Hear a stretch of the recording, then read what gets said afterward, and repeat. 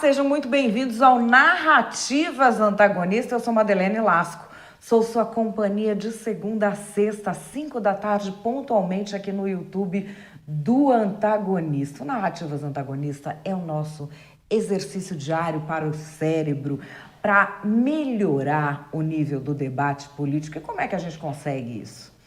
Eu te trago um fato e a minha opinião, mas antes de opinar e de querer saber a sua opinião, eu trago também a narrativa da esquerda e a narrativa da direita. Qual é o fato do dia? Um gênio no governo Lula.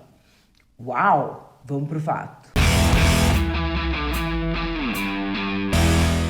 Fato do dia, um gênio no governo Lula. E quem vem a ser esse gênio? Luiz Marinho, ministro do Trabalho.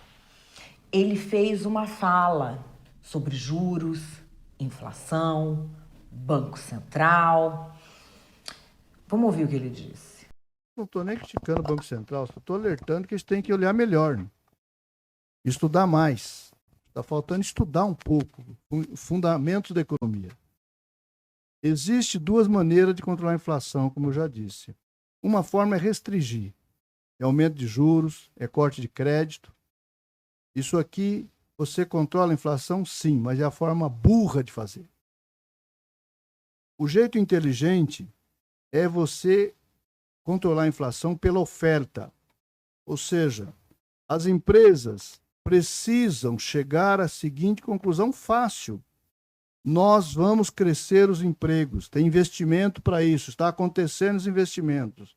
Se vai crescer o número de empregos, vai crescer a demanda de consumo. Se vai crescer a demanda de consumo, as empresas não devem esperar faltar mercadoria para lá na gôndola do supermercado. Eles têm que antecipar a velocidade da linha, contratando mais gente, botando mais oferta de produtos. É assim que controla a inflação de forma inteligente. Olha, gente, como recordar é viver. Vou trazer aqui para vocês uma coisa do século passado que parece premonitória. Roberto Campos, que é o Roberto Campos, vô do Roberto Campos Neto, que é o atual presidente do Banco Central, parece que previu que este raciocínio sobre inflação seria feito para toda a eternidade aqui no Brasil. Essa mentalidade anti-empresarial deriva de uma definição errônea da inflação. O Cruzado treinou a população brasileira para acreditar que inflação é alta de preços. Não é. Alta de preços é o resultado. Inflação é a expansão monetária. Vocês veem, e daí? E daí um número de consequências grandes surge. Se inflação é alta de preços, então o culpado é o empresário que faz a alta de preços. Mas se inflação é expansão monetária, então o culpado é o governo. Veja que a mudança da definição cria uma cultura anti-empresarial. Hoje existe no Brasil uma cultura anti-empresarial. E eu acho isso gravíssimo, porque dos vários áreos que temos por aí, o operário, o funcionário, o missionário, o realmente importante é o empresário. Operários todos podemos ser. Funcionários todos queremos ser. Missionários são úteis, mas eles falam na vida do além-túmulo e nós queremos a vida corrente. O dínamo da sociedade é o empresário. Isso é um recurso natural raríssimo. Essa forma de lidar com empresas por causa do raciocínio sobre inflação se concretiza nas falas do ministro do Trabalho, Luiz Marinho. A que talvez tenha ficado mais famosa é aquela história do e se a Uber resolver sair do Brasil. Vamos lembrar? A imprensa disse, e se a Uber sair do Brasil? Falei, primeiro que a Uber não vai sair do Brasil, que é o primeiro, número um da Uber é o Brasil, do seu mercado. Segundo, agora, se caso queira sair, o problema é só da Uber, porque outros concorrentes ocuparão esse espaço, como é no mercado, no mercado normal. E eu provoquei o Correio para que estudasse, que eu acho que o Correio deveria sim estudar e montar um aplicativo para colocar de forma mais humana para os trabalhadores que desejassem utilizar o aplicativo do Correio, para poder trabalhar sem a neura do lucro dos capitalistas, que é o caso que acontece com o Uber, com o iFood, companhia limitada, tá certo? É isso o debate que nós colocamos. Trazendo aqui os fatos, o Brasil não é o maior mercado da Uber, como afirmou o ministro. Ele é o segundo maior mercado, com uma particularidade. O primeiro, que é o mercado dos Estados Unidos, responde por mais de 50% do faturamento da empresa. Bom, o ministro Luiz Marinho tem feito muitas falas sobre economia. Uma que quem é trabalhador de carteira assinada está muito atento é a tal história do saque aniversário do FGTS. No dia 23 de outubro, o ministro assegurou que não haveria um fim para o saque aniversário, que ele continuaria. Não está em debate o fim do saque aniversário, igual muita gente se preocupa, mas está em debate, sim, o desejo de milhões de pessoas já que estão nessa situação, que foram demitidos e não pôde sacar o seu saldo de fundo de garantia, que me pergunta todo santo dia: ministro, pelo amor de Deus, quando vai resolver essa situação? Então nós devemos essa semana ainda, se tudo der certo, despachar com os ministros envolvidos junto ao presidente para poder submeter ao Congresso Nacional. O Congresso Nacional pode tomar outras iniciativas, como pensar o fim do saque aniversário. Aí é outro debate. Bom, os meses se passaram. O mesmo ministro Luiz Marinho, um mês atrás, falando do mesmo tema, que é o saque aniversário do FGTS, disse que o governo está fazendo um projeto para acabar com isso. Nós estamos amarrando os últimos detalhes, participando juntos, trabalho, fazenda, Casa Civil, os últimos detalhes aí para poder encaminhar o projeto de lei para o Congresso. E a ideia é que tenha um tempo de transição para esse fim do saque aniversário? Você já trabalha com alguma data?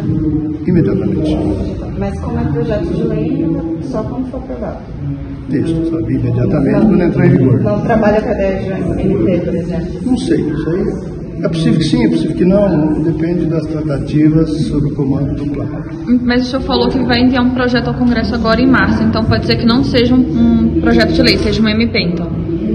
Se essa decisão é possível. Mais pra frente você vai entender onde eu quero chegar com essa história do FGTS. Calma aí.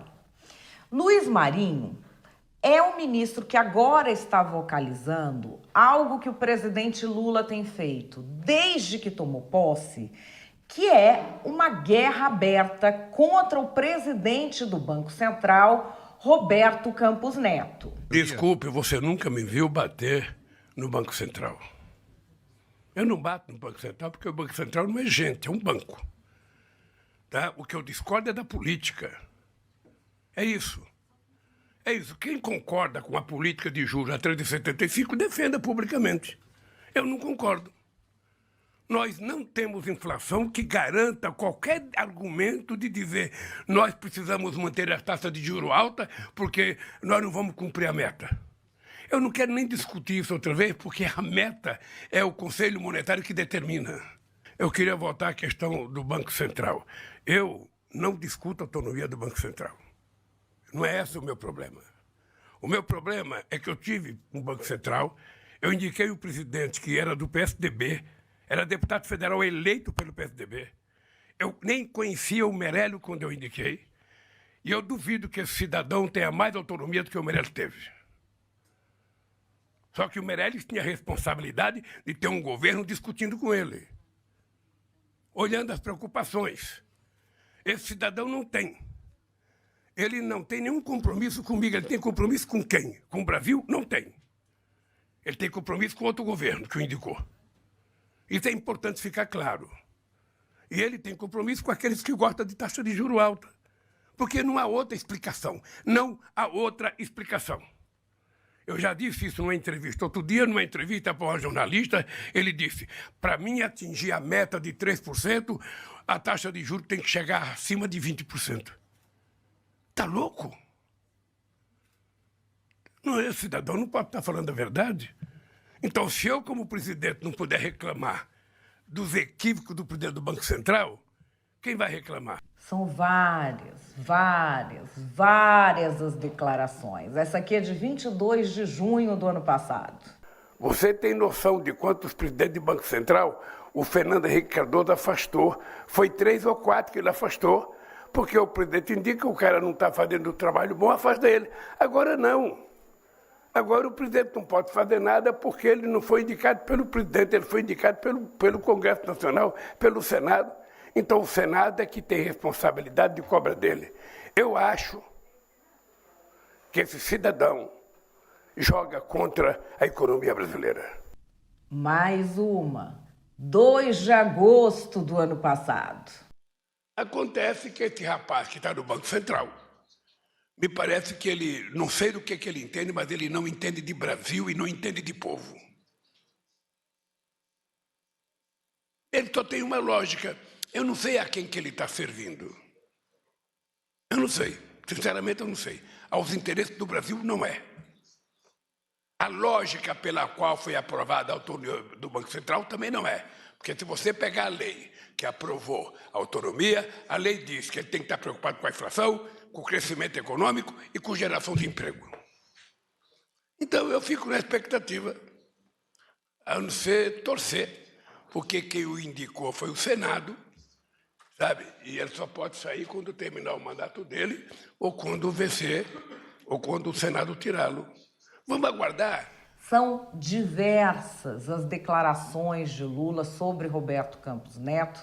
Ele basicamente mostra uma vontade de trocar o presidente do Banco Central e diz que agora, como o Banco Central é independente, isso caberia ao Senado. Tem muitas falas dessas, mas eu faço questão de te trazer essa aqui, que agora você vai entender a história do FGTS, que o ministro Luiz Marinho falou. Essa fala aqui é do dia 27 de junho. Mas é que tem um cidadão no Banco Central, que a gente não sabe quem pôs ele lá, que traz o juros ser 13,75.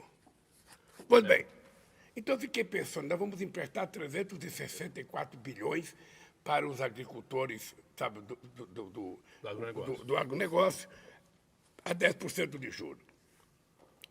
Amanhã vamos lançar o programa da agricultura familiar, me parece que é 75 bilhões, também é uma taxa de juros menor do que essa, correto? Sim. Agora, o que eu deixei indignado é o seguinte, o juro, sabe, consignado, crédito consignado, que é dado para a pessoa que tem emprego garantido, que é descontado no salário, portanto, não tem como perder, é 1,97. 1,97 vezes 1,97, juros sobre juros, dá quase 30% ao mês. Então, a minha pergunta é a seguinte, como é que o cara que ganha R$2.000, que pega 1.000 no crédito consignado, vai pagar 30% ao mês e eu estou emprestando dinheiro para os grandes a 10% ao mês? O deles também é caro, quero deixar claro, o deles também é caro. Mas esse aqui é triplamente caro. E para quem tem menos. Então, isso aqui eu vou conversar com a Haddad, vou conversar com o presidente dos bancos para saber como é que a gente está lesando o povo pobre nisso. Bom, pescou a história do consignado? Então, o que foi feito, na verdade, com esse consignado, desse juro extorsivo, terrível para o trabalhador? Agora, se o trabalhador tiver um consignado, ele não consegue mais sacar o FGTS dele inteiro, porque o que for referente à dívida que ele tem de consignado, ele vai ter que pagar com o FGTS. É isso que o ministro Luiz Marinho está fazendo. O demitido, que está reclamando o direito de sacar o seu saldo. Imaginar que ele tem, no exemplo que eu citei, tem R$20.000. Desses R$20.000, ele consignou 15. Então ele deve 15 ao banco. Então, um contrato com o banco, devendo 15, vai pagar em X parcelas. Então, ele tem direito de sacar isso. Ele vai sacar o que lhe é seu, os 5.000. Os outros ficará depositado no fundo para honrar o contrato que ele realizou com a instituição financeira. E sobre os futuros, não vai ter mais garantia do FGTS? O futuro, implementando o consignado, o Congresso aprovando, aí passa a ser a folha de pagamento que vai ser a garantia. Enquanto isso, o presidente do Banco Central evita embates, confrontos diretos com o governo Lula, mas foi chamado no Congresso, deu entrevistas em diversos lugares e sempre faz questão de dizer que A política de juros, ela é chamada assim, mas você não decide a taxa de juros por questão política.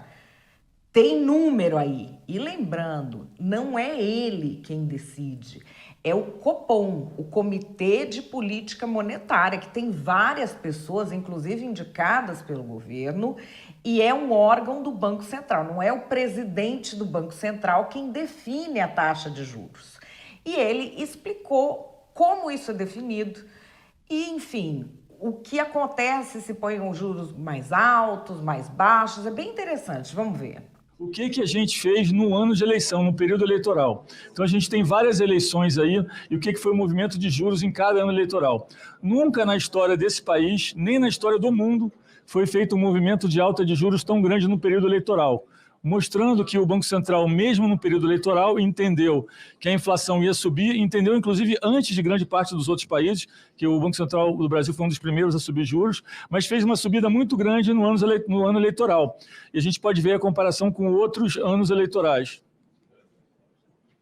E aí a pergunta, mas e se não tivesse feito? O que teria acontecido se o Banco Central não tivesse feito esse movimento? O Banco Central chegou no ano de eleição e falou, não vou parar de subir os juros, mesmo entendendo que era necessário. Bom, se isso fosse feito, a gente teria tido uma inflação de 10% ao invés de 5,8%.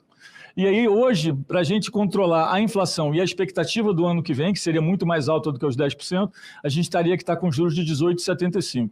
E se não tivesse, a gente estaria caminhando para uma inflação que ia contaminar bastante, ia subir bastante, como o exemplo que nós tivemos aqui da Argentina, né? E para a gente finalizar, um fato que você não saiba nessa guerra toda, o governo deve ter comemorado muito. Infelizmente, eu não achei essa comemoração para trazer aqui para vocês. Mas no último dia 13 de março, o Banco Central do Brasil foi eleito o melhor Banco Central do ano no mundo. Não é? Grande feito, grande feito. É uma publicação, uma revista tradicional especializada só em atividades dos bancos centrais. Ela chama Central Banking. E todo ano ela dá um prêmio ao Banco Central que mais se destaca no mundo. O motivo principal do prêmio ao Banco Central do Brasil é o quê? A autonomia. Esse sistema em que o presidente da República não pode mais ir lá trocar o presidente do Banco Central, em que ele tem autonomia para conduzir as políticas de forma mais técnica. É por isso que recebeu o prêmio de melhor do mundo. E aí a revista coloca diversos casos individuais que a gente teve de avanços técnicos, tecnológicos. Por exemplo, a história do Pix, que era um projeto antigo dos servidores do Banco Central. As coisas mudam quando você tem uma gestão técnica, e é por isso que esse prêmio foi dado. E aí Roberto Campos Neto comemorou, dizendo ainda que o Banco Central tem feito um grande trabalho no combate à inflação. Vou ler o que ele falou. Após os grandes choques que afetaram a economia global nos últimos anos, o BC atuou de forma proativa. Essa estratégia vem gerando resultados positivos, reduzindo a inflação com menores custos em termos de atividade econômica. E aí? O que você acha disso? Qual é a sua opinião? Antes de você dar a sua opinião, vamos para as narrativas. O ministro Luiz Marinho está irritando tudo quanto é bolsominion hoje, por quê? Porque ele fez cair a máscara do tal do Roberto Campos Neto. Esse pessoal fica falando que é estudado, que é isso, que é aquilo. Por quê? Porque o fascismo é elitista. Só que o Luiz Marinho, com a fala dele, conseguiu mostrar que essa gente, na verdade, é burra. Ter títulos acadêmicos não quer dizer saber governar. São coisas diferentes. Eles são elitistas, eles vêm das famílias, né, que sempre dominaram o Brasil, aquelas poucas famílias de elite que tem na cabeça eu mando e você obedece. E aí eles querem criar, assim, uma tecnicalidade para justificar o que na verdade eles estão fazendo. Aí vai o Luiz Marinho, diz que o rei está nu, o fascismo fica todo arrepiado. A grande verdade é que não tem nada de técnico, nada de estudado. Esse Roberto Campos Neto é uma pessoa de família que sempre lucrou com o neoliberalismo. Ele fez um pacto com o Bolsonaro para ficar no Banco Central e agora não quer sair. E taca os juros lá em cima para quê? Para favorecer especulador e jogar contra o emprego. Esse homem está contra a economia do Brasil e o Luiz Marinho deixou claríssimo. Chora mais fascismo. Gente, a petulância desse Luiz Marinho de querer dar aula de economia para Roberto Campos Neto, olha, é de tirar o chapéu. A cara nem treme. Eu até fiquei na dúvida se ele estava fazendo isso para jogar para otário, porque esquerdista é tudo otário, eles acreditam nessas conversas, idolatra sindicalista, é aquela porcaria. Ou se ele realmente acredita nisso, ele é tão incapaz que ele não consegue nem ver o quanto é incompetente na área de economia. Sabe o que isso está me lembrando? Esse Ministério do Trabalho, eles resolvem botar sindicalista, sempre dá problema. Teve um ministro do Collor, o Antônio Rogério Magri, que botou a cachorra dele para ir ao veterinário em carro oficial e quando a imprensa flagrou e perguntou, ele falou assim, ai, mas cachorro também é ser humano. Mesmo nível do Luiz Marinho. Mesmo nível. E, aliás, governo do apedeuta é isso, né? O Lula só falando uma groselha atrás da outra. O Lula já está ultrapassando a Dilma, né? De falar bobagem. E vai contaminando. E vai contagiando. É o Lula falando bobagem, aí o pessoal quer agradar, né? Quer agradar o Lula, porque ele é o imperador do Brasil. Aí, para agradar o Lula, você faz o quê? Ou você fala que a Janja é inteligente, ou você fala uma groselha dessa que o Luiz Marinho falou. Gente, tem condição de um país ir para frente assim? Faz o L agora. Qual é a minha opinião? A minha opinião é que o Lula parece que está com toque de Midas ao contrário nesse terceiro mandato. Tudo que ele elogia, flopa. E tudo que ele desce a lenha acaba dando muito certo, sendo elogiado por todo mundo. É claro que esse tudo é, vamos dizer, um exagero. Mas ele está ficando com essa imagem. Por quê? Ele vai lá e a gente vê promovendo a Janja. Olha o resultado. A promoção da Janja para a opinião pública está sendo boa para uma única pessoa no Brasil que se chama Michele Bolsonaro. Aí ele vai lá querer se meter em política externa, que aquele sonho dele, né, de projeção mundial. Primeiro negócio do Maduro, que está ficando cada vez pior para a imagem do governo brasileiro, a forma como ele aborda o regime do Maduro. Depois a história de Israel, que vai ficando cada vez pior para ele. Imagina, conseguiu ser elogiado pelo Hamas, foi se meter num conflito que não tem nada a ver com o Brasil e saiu com esse dividendo aí.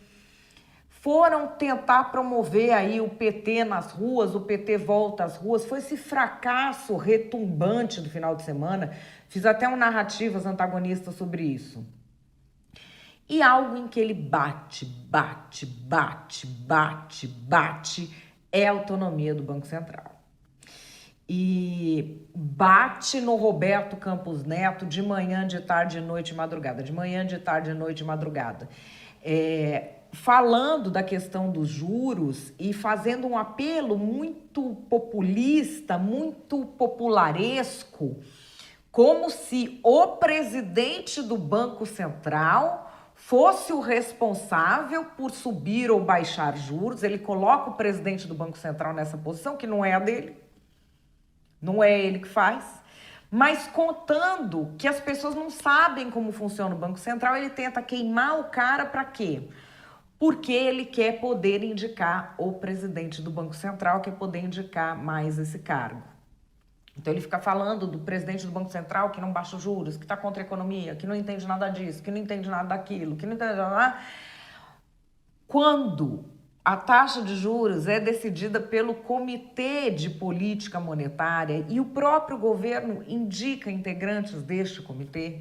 Então fica a impressão de que a questão não é com juros, a questão não é com emprego, a questão é que ele quer ter o controle, a interferência no Banco Central que não tem. Como está fazendo com diversas empresas privadas, como a Tupi, como a Vale, como a Petrobras. Só que nas empresas ele consegue brechas e consegue mecanismos para atuar, porque o governo é sócio, consegue indicar pessoas para o conselho de administração, enfim, ele consegue brechas no Banco Central. Como se aprovou uma legislação que o Banco Central é independente, o presidente é colocado pelo Congresso Nacional e tem um mandato que não coincide com o mandato do presidente da República, então fica essa situação que ele não tem como fazer a indicação. E ele batendo que isso seria importante, ele disse que seria importante ele fazer a indicação. E aí acontece o quê? No mandato dele, o Banco Central do Brasil, quem diria, numa publicação especializada em bancos centrais, é escolhido como Banco Central do ano. Vocês pensam assim, na economia o governo não está tendo que comemorar, não tem assim comemoração. Ele poderia fazer um estardalhaço com isso, ele poderia ter comemorado pra caramba. Não comemorou, insiste nessa vendetta de agora botar o Luiz Marinho para bater no presidente do Banco Central.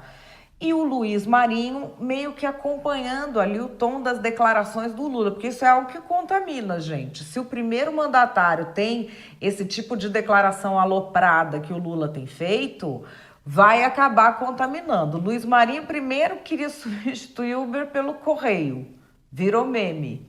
E agora resolveu dar aula de economia para o presidente do Banco Central. De repente já dá para mudar o nome desse ministério dele para Ministério do Meme. E, aliás, seria uma coisa ótima, porque se tem uma indústria no Brasil que funciona e faz sucesso, é a indústria do meme, né?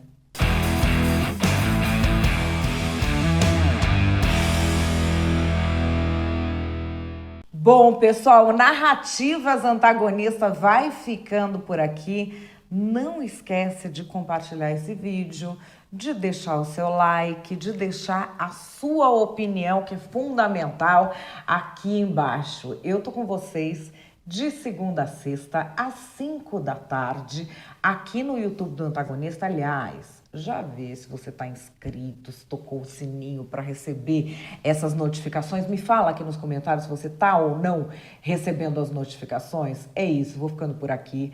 Amanhã, sexta-feira santa, eu volto na próxima segunda-feira. Uma ótima e abençoada Páscoa para você, para toda a sua família. Grande beijo, bom feriado e até segunda.